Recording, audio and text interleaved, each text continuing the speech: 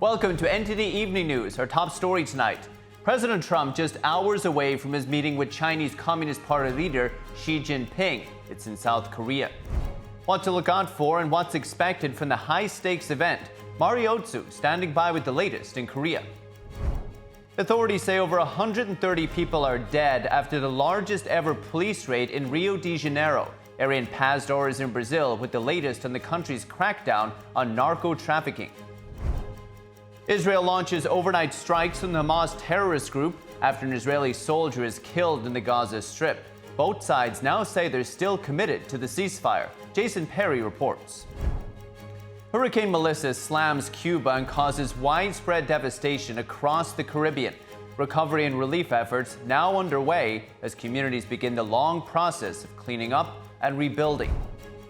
Lawmakers seek to depose Special Counsel Jack Smith for his part in Operation Arctic Frost. Why the FBI subpoena and phone records of Republican senators during the Biden administration, Luis Martinez reports. Early voting began in New York City on Saturday. More than 300,000 people have already cast their ballots. What voters told Arlene Richards about whom they picked to be their next mayor.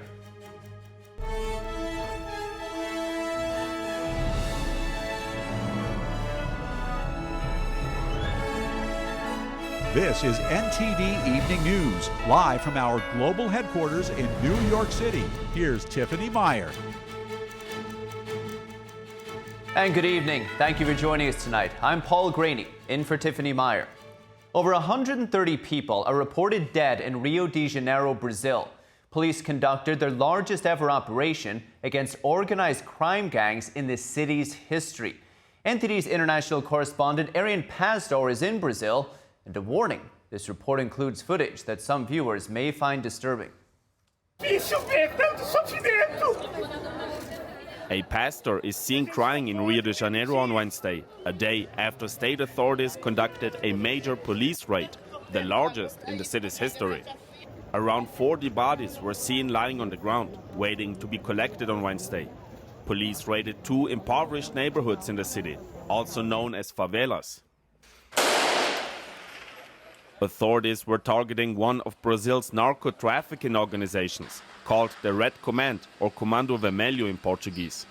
Gangs in Brazil are in control of almost all favelas in the country. They use the territory to extort residents and sell drugs, weapons, stole merchandise and more. In the case of Rio de Janeiro, many of the favelas are located in the heart of the city, in some cases less than a mile from some of the country's richest neighborhoods. Police sometimes try to keep the criminals in check by conducting raids in the favelas, targeting the leaders of the gangs. However, Tuesday's operation is by far one of the largest and deadliest the country has ever seen. My cousin was decapitated by special force troops. He didn't have a single gunshot wound. They just tore off his head and left him hanging in the woods. Now, a major criticism people often have with the police raids here in Brazil is that innocent people die during the shootout between police and the gang members. But officials in Rio are now saying that this wasn't the case with any of the 130 casualties during this raid. That's because almost none of the shooting took place in the actual favelas. So police knew that once they enter the favelas, the gang members are most likely going to escape through a nearby forest. So special forces waited in that forest and confronted the gang members there to not have the shooting in the favelas.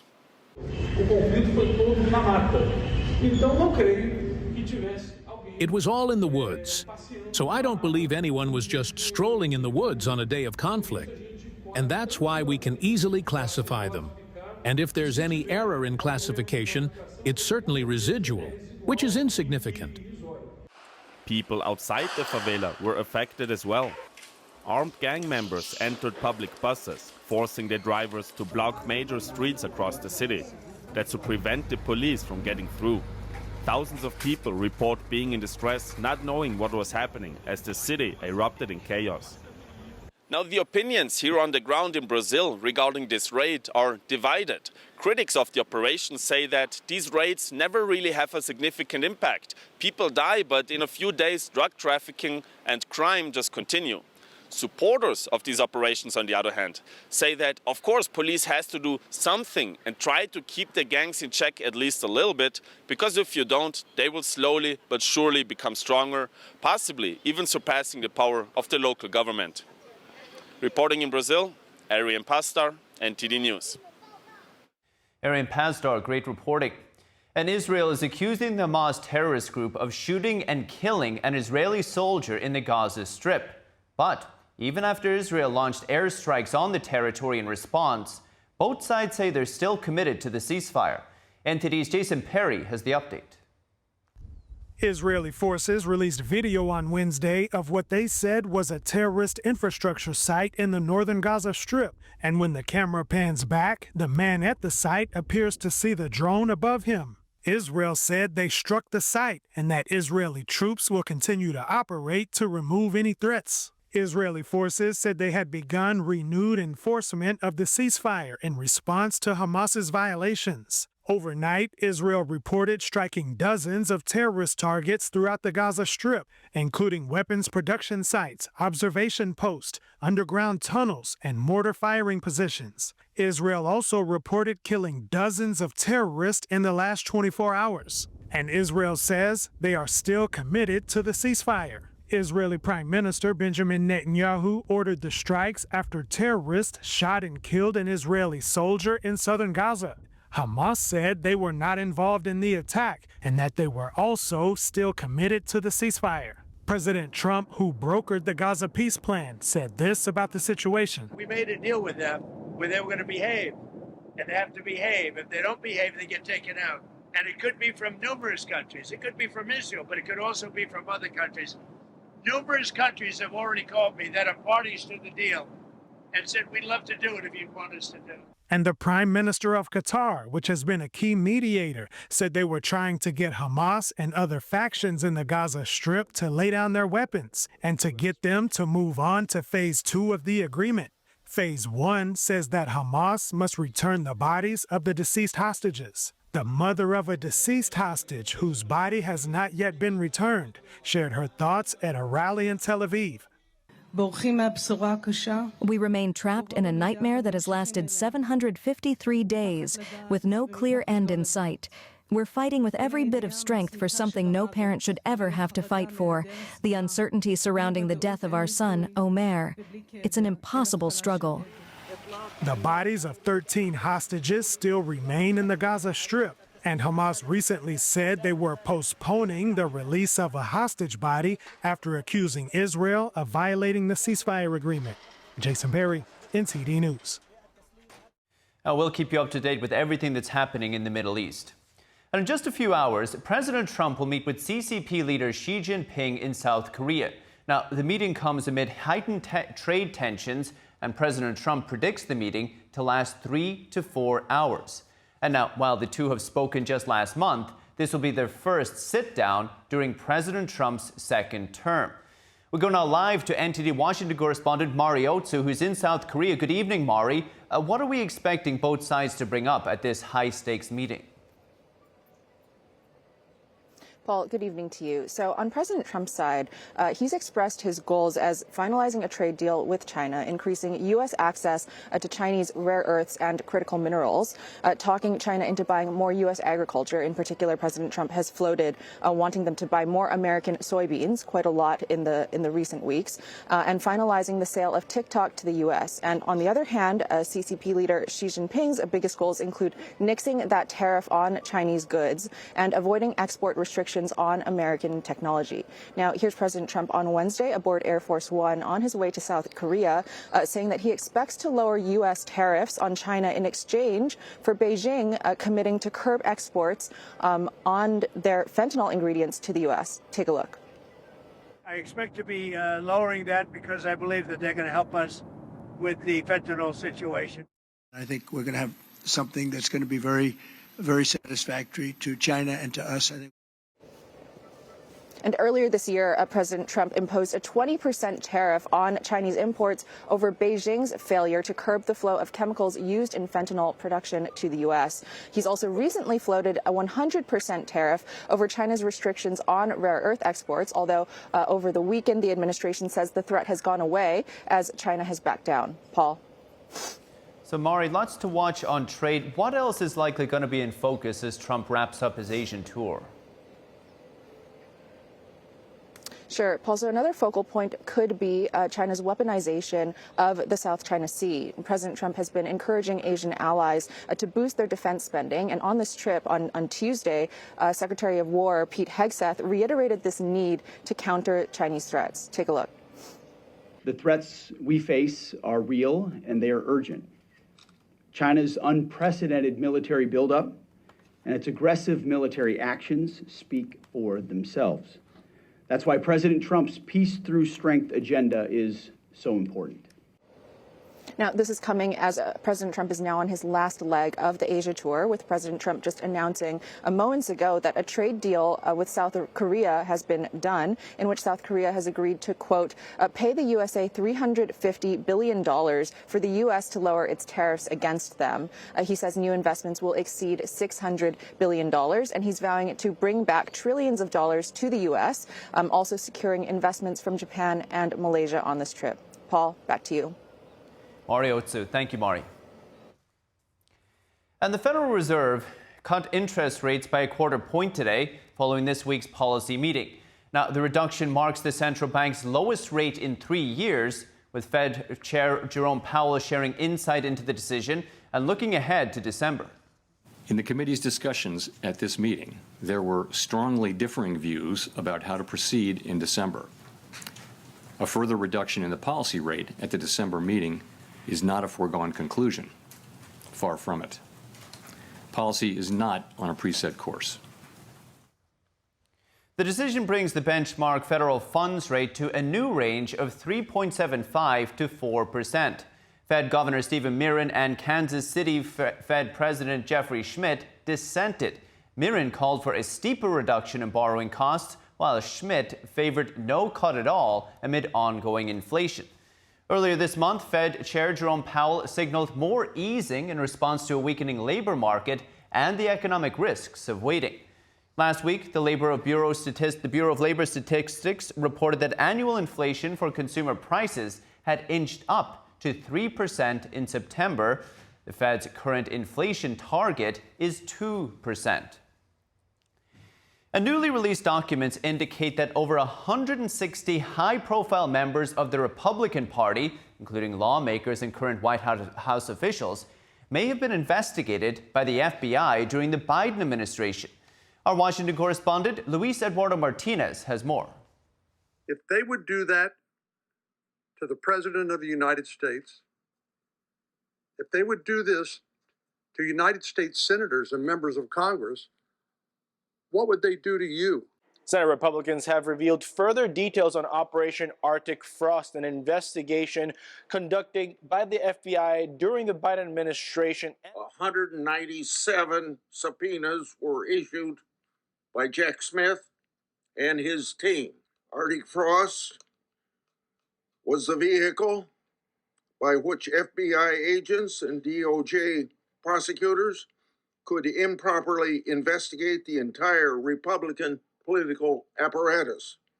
Contrary to what Smith has said publicly, this was clearly a fishing expedition. The subpoenas requested records from over 400 individuals and organizations, all of them Republican. What is revealed in those 1,700 pages of documents, in those 197 subpoenas, is nothing short of a Biden administration enemies list. You know, I'm old enough to understand how toxic a term that was under Richard Nixon. This is far worse, orders of magnitude worse. Senate Republicans called on whistleblowers with information to come forward and warn that FBI Director Kash Patel and Attorney General Pam Bondi were being sabotaged by embedded partisan agents within the Department of Justice. Merrick Garland was a member of Joe Biden's cabinet. He was willing to do whatever Joe Biden and his political operation wanted him to do. including destroying President Trump, including abusing our justice system for partisan purposes. Arctic frost is Joe Biden's Watergate. Merrick Garland was a fundamentally corrupt attorney general. Jack Smith was a fundamentally corrupt prosecutor. This was a political enemies list from the beginning. It's important to note that not all tech companies that received subpoena requests from the Biden administration complied. For example, AT&T challenged the Biden administration subpoena request, and then the DOJ desisted. Reporting from Washington, D.C., Luis Eduardo Martinez, NTD News. Luis, thank you. And the government shutdown is growing more painful for ordinary Americans. Republican and Democratic leaders spoke today as the situation intensifies. You will note that more air traffic controllers and TSA agents and park rangers are about to go without a paycheck. You've got families and children that rely upon SNAP benefits that are going to go hungry here at the end of the week. You've got more critical workers, by the way, including the people who are the stewards of our nuclear defense arsenal, who are forced to stay at home as the government remains closed. This Friday, as window shopping occurs, window shopping starts today, tens of millions of American families are going to gather around the kitchen table and say, what are we going to do? We can't afford an extra $10,000 or $20,000 a year, but we can't go without health care. What if our kid or our partner gets sick and there's no doctor? Or what if we have to cut back so badly on our health care that we have to go to a doctor 100 miles away or a hospital 200 miles away? What are we going to do? The Republican leadership thanked essential workers who are still on the job without pay. They pointed out that the largest union of federal workers, as well as the National Association of Air Traffic Controllers, have come out this week urging Democrats to pass the short-term funding bill. Meanwhile, Democratic leadership is accusing Republicans of refusing affordable health care for Americans.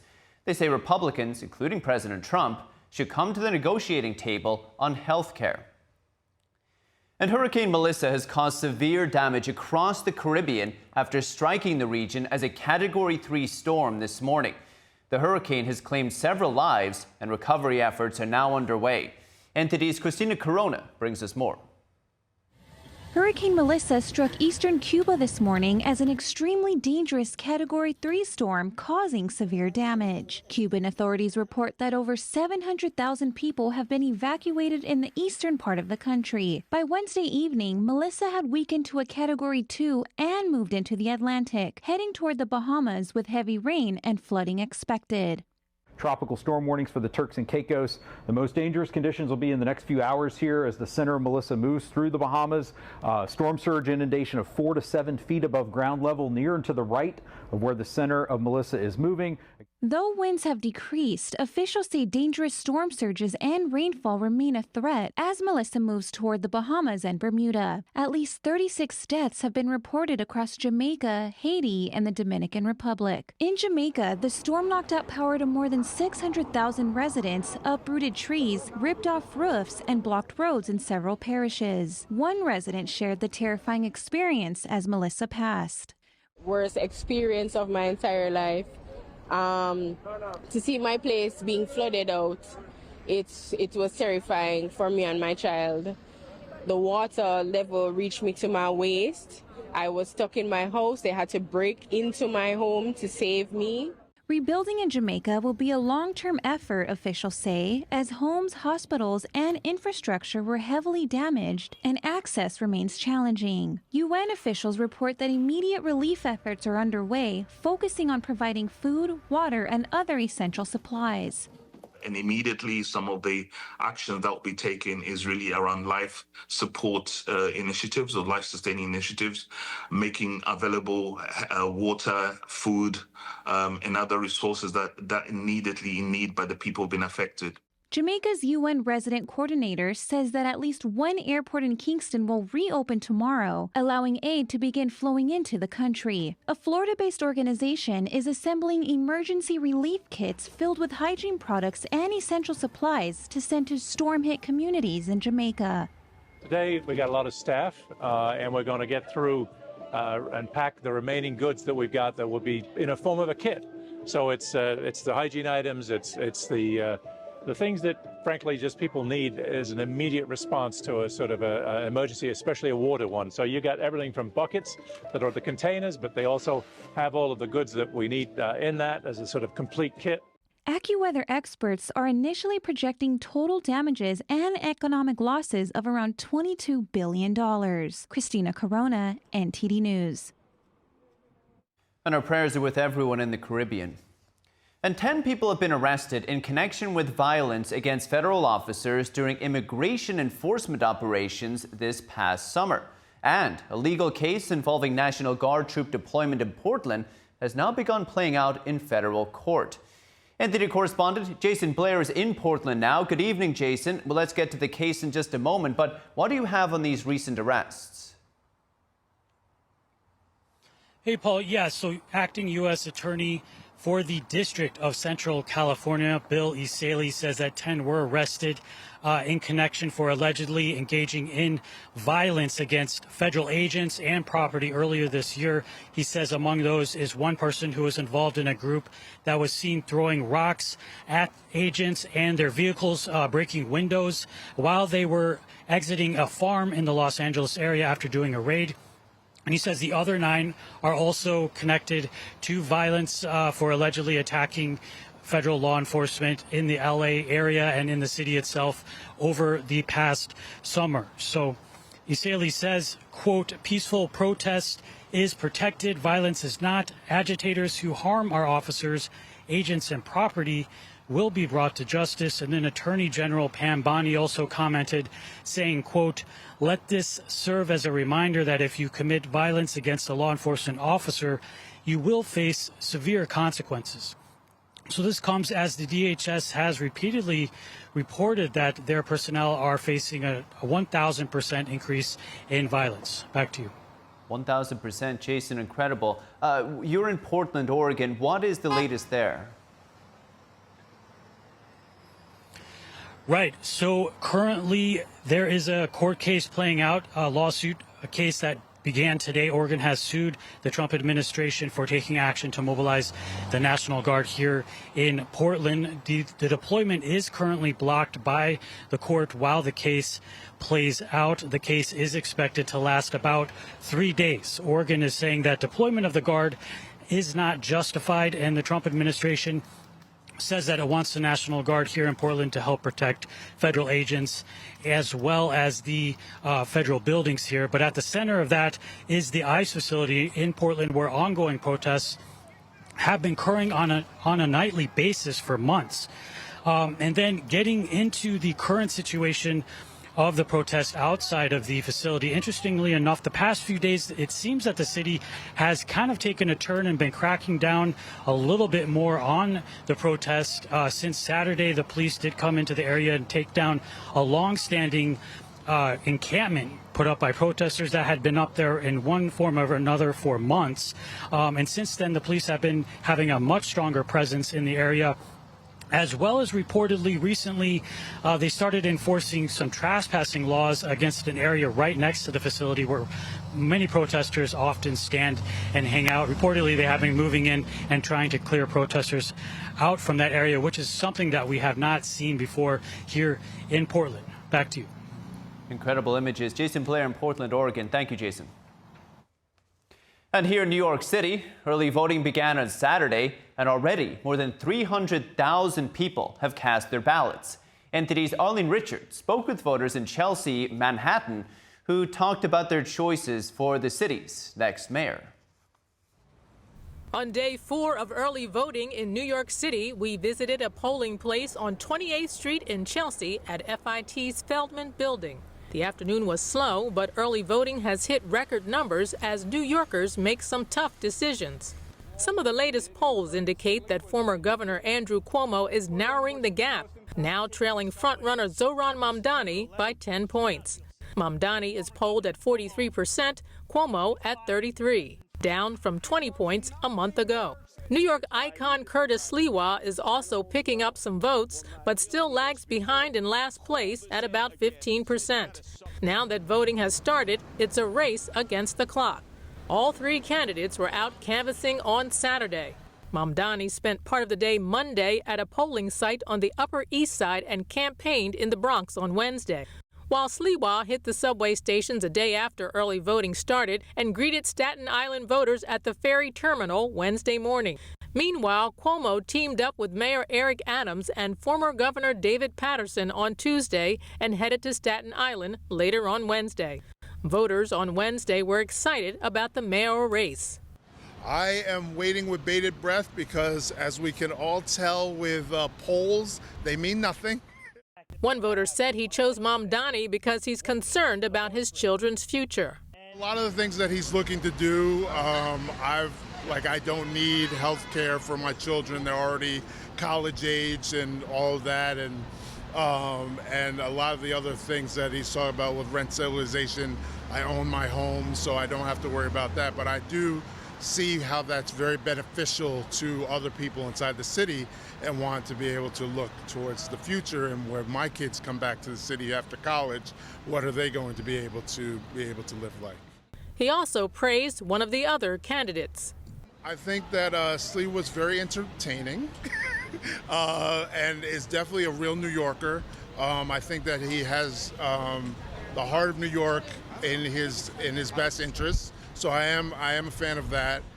Franz said Cuomo's campaign was too negative toward Mamdani. Voter Dave Ron, who was born and raised in the Chelsea area, voted for Sliwa. Curtis Sliwa stood up against a lot of people that I don't think Cuomo and Mamdani would have the goal to do. And I think that's big because a lot of native New Yorkers are losing their voice here in New York City because of the way the city has grown and the city has changed. It's changed for good reasons. It's changed for bad reasons. But I'll tell you, being a New Yorker since before the bike lanes, I'll tell you that this is a very, very important time in our city. And I think dealing with somebody who knows New York, who knows the politicians in New York, who has never done anything to be cast aside in New York and who stood up for New Yorkers, whether they were black, white, yellow, Puerto Rican, or Haitian, or whether they were Democrat, independents, or Republicans. He stood up there with his red beret, shoulder to shoulder with other real New Yorkers, and I think he's the one to save New York. The candidates continue to make their final pitches on the campaign trail. Polls are open until 8 p.m. Wednesday night. Arlene Richards, NTD News. Exciting race in New York City. Still to come this evening. New polls indicate that the Virginia Attorney General's race has flip-flopped. That's after the release of some disturbing text messages. Dave Martin joins us to look at the before and after polls when we return.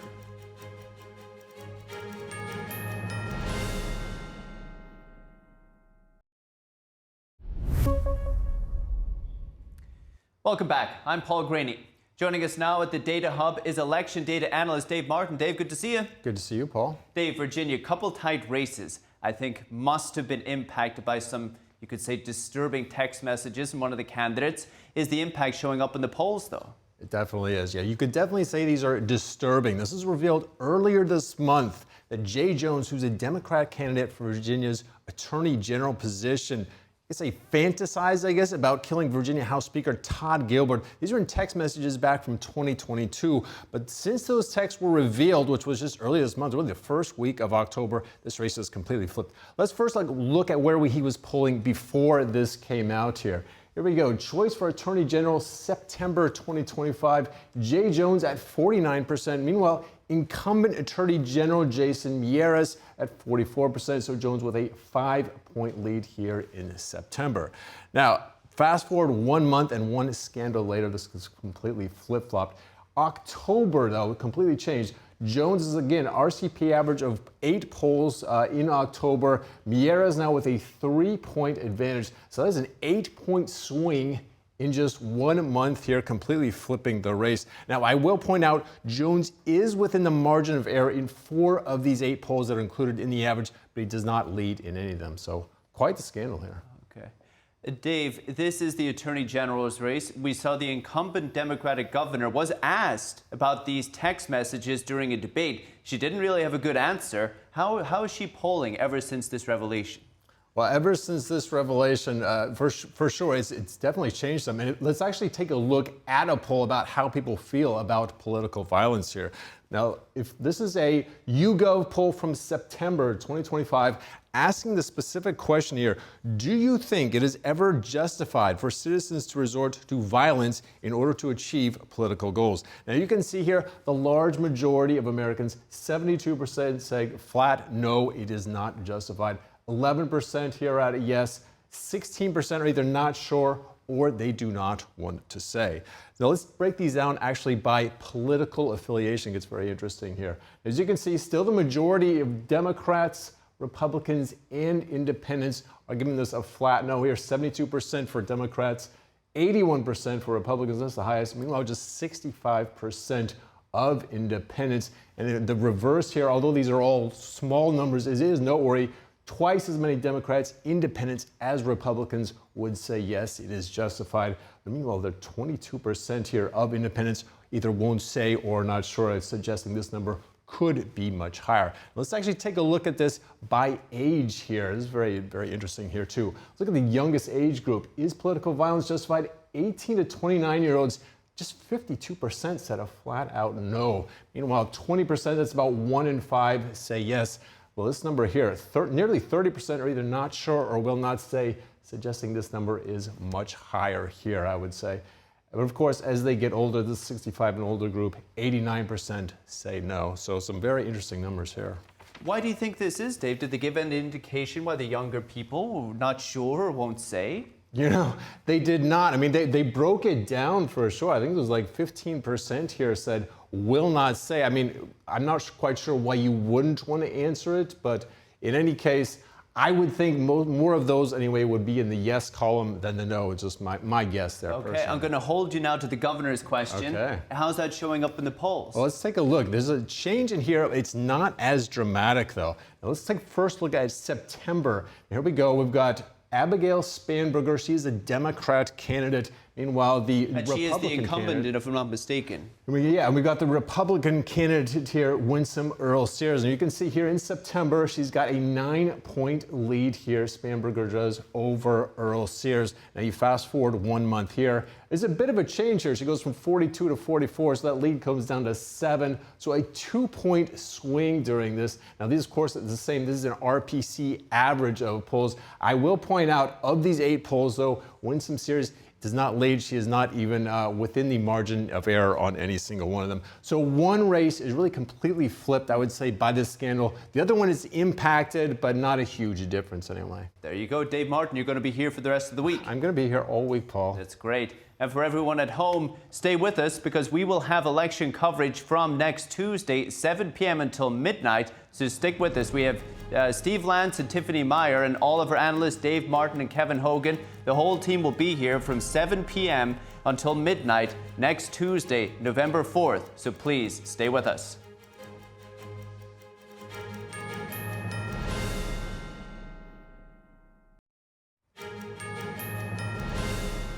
Welcome back. I'm Paul Graney. Tonight at 10 p.m. Eastern, President Trump is scheduled to begin a high-stakes meeting with Chinese regime leader Xi Jinping. They're set to discuss the fentanyl crisis, the trade war, and human rights. Joining us now to discuss is Ambassador Sam Brownback. He's the co-chair of the International Religious Freedom Summit and a former U.S. Ambassador at Large for International Religious Freedom. He also has an upcoming book titled China's War on Faith. Ambassador, it's an honor and privilege to have you here as always. I'd like to begin by playing a clip from your speech yesterday at the Victims of Communism Memorial. This should move from being just a human rights issue to a national security issue for us, religious freedom. It is the most potent, powerful tool that we have. Ambassador, what did you mean by that? I mean, it's a key hallmark of a Western open society is religious freedom. You get to choose what you want to do with your own soul. And it is an existential threat to a communist regime. They have to and do spend billions of dollars to control people of faith. And so one of the things that we can do is stand up for who we are and who we think, what we think people around the world deserve, which is religious freedom. It's a fundamental UN found human right. It's in the UN Charter of Human Rights. China has signed that agreement. We should press it. And it's one of those things that will drive freedom inside of China, which will benefit us and the whole world. So, Ambassador, when it comes to human rights or religious freedom, what would you like to see come out of tonight's meeting? I'd like to see the discussion begin. This is a high-stakes meeting, and it's the first one of them face-to-face in 6 years. I wouldn't expect them really to get into much on the human rights territory because it's such a difficult issue for China. They've got 3 genocides going on in their country right now. They persecute everybody of faith in that nation. This is a tough one for them, but it's a fundamental one for us. And I would hope that the topic would just come up. Maybe it's through Jimmy Lai, that they bring up the Jimmy Lai case in Hong Kong and start that discussion through that specific one. It would be great if they would bring up some of the cases like of the Falun Gong family members of U.S. citizens that have family members incarcerated in China. I would hope they would do something like that. I think that may be a little optimistic for a first meeting, but as the dialogue gets going, hopefully more of these cases can be raised. I know you touched on the Falun Gong issue during your speech yesterday. I want to get there, Ambassador. I want to bring up another quotation that you made during your speech. You said, either the world will change China or China will change the world. Can you expound on that for us? I think it's just pretty clear. China, a communist country, has a communist ideology. It does not believe nor allow for a belief in a higher authority, in God. They control, as I said earlier, all people of faith. It doesn't matter if it's Buddhist or Christian, Muslim, any group. They control and they demand that sort of control. And that's the world system they want to move towards. And with the authoritarian alliances that they have right now, that's what they're pushing. And they've got surveillance technology that they freely distribute to these countries to implement those sort of control systems. That's the world they want. That will change the world. So either China is going to change the world, or we're going to have to change China to open up and to accept things like religious freedom and human rights for individuals. These two systems are in direct opposition to each other, and you're going to see one of them win.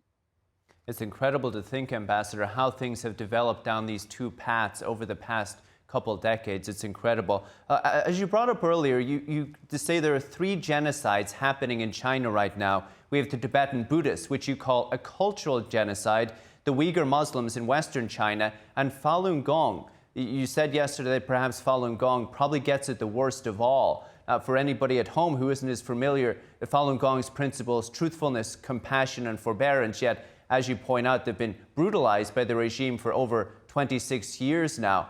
For anybody at home, Ambassador, can you give some insight into the plight of the Falun Gong there in China? It's horrific. I've interviewed a number of Falun Gong family members who have lost loved ones, who themselves have been incarcerated, somehow got out. There's forced organ harvesting taking place, which is, to me, just an unbelievably barbaric thing going on that the Chinese Communist Party has done. And here I want to make specifically, this is about the Chinese Communist Party. China itself is a very spiritual country.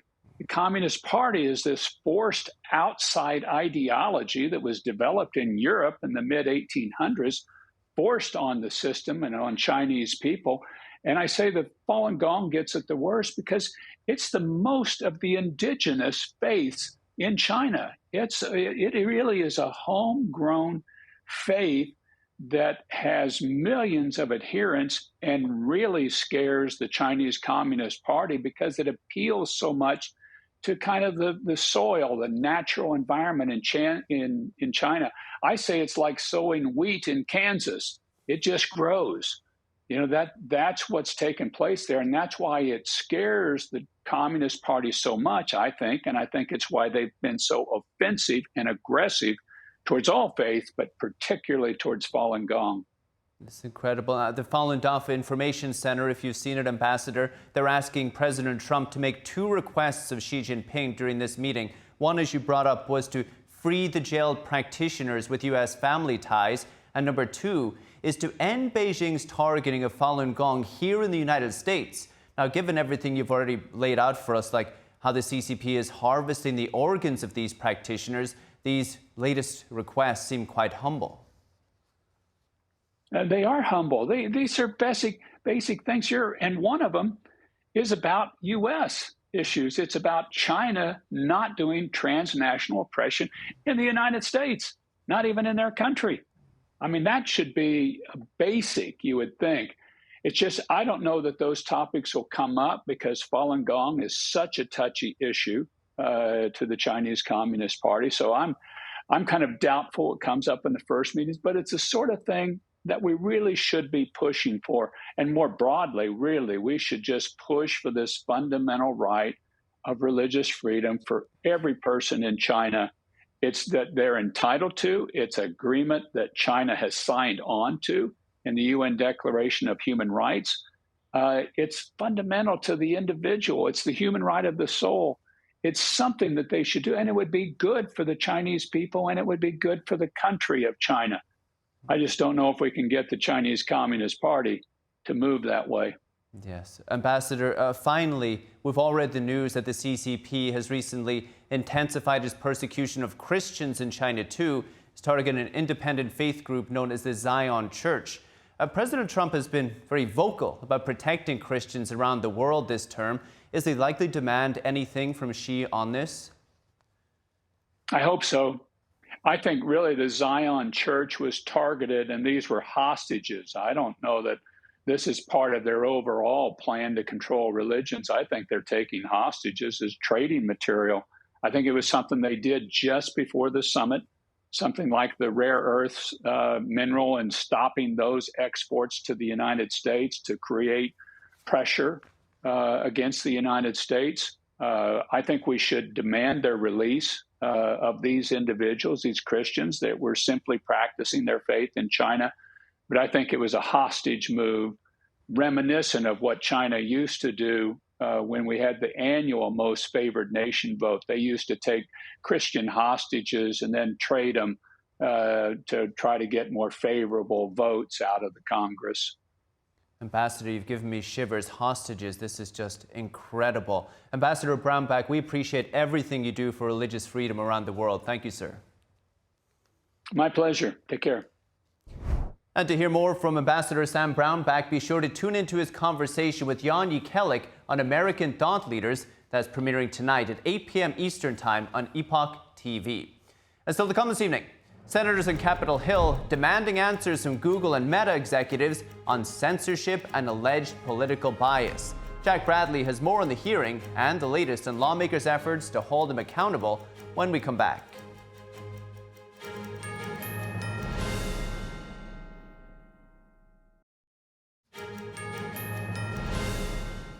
Welcome back. I'm Paul Graney. Executives from Google and Meta appearing before a Senate committee on Capitol Hill today. Senators grilled them on why they censored posts about COVID-19 and election fraud. NTD's Washington correspondent Jack Bradley has more. Senators on the Commerce Committee on Wednesday examining the influence of the Biden administration's pressure campaign on social media companies to take down certain posts that question the efficacy of the COVID-19 vaccine, voter fraud allegations, and the Hunter Biden laptop story, among others. Now, this occurred at the height of the pandemic, all the way leading up to the 2024 election.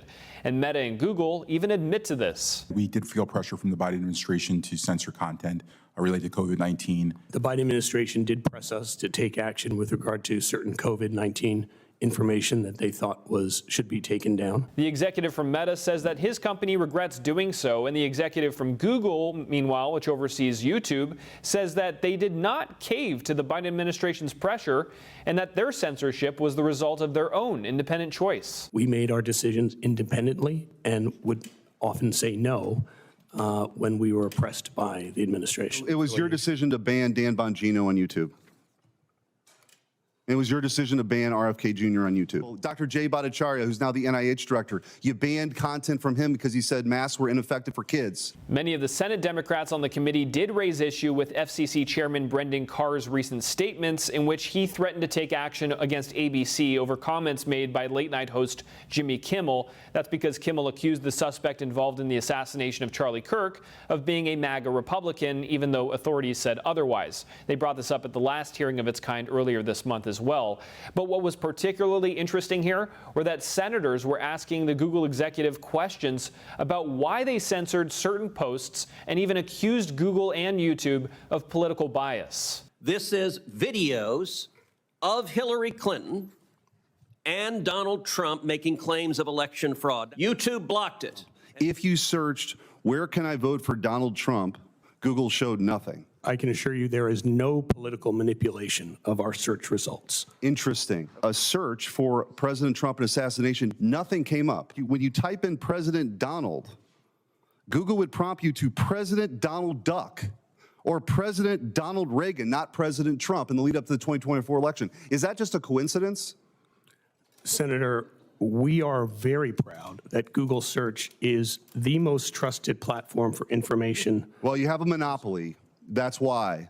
And coming out of this hearing, the chair of the committee, Senator Ted Cruz, is introducing his so-called jawboning legislation that would require transparency when a government pressures a social media company and open up avenues for that company to sue the federal government.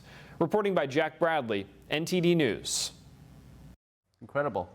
That's all for today's news. For round-the-clock coverage, visit us at ntd.com/live or download our NTD app. Thanks for tuning in. I'm Paul Greeny. Good night.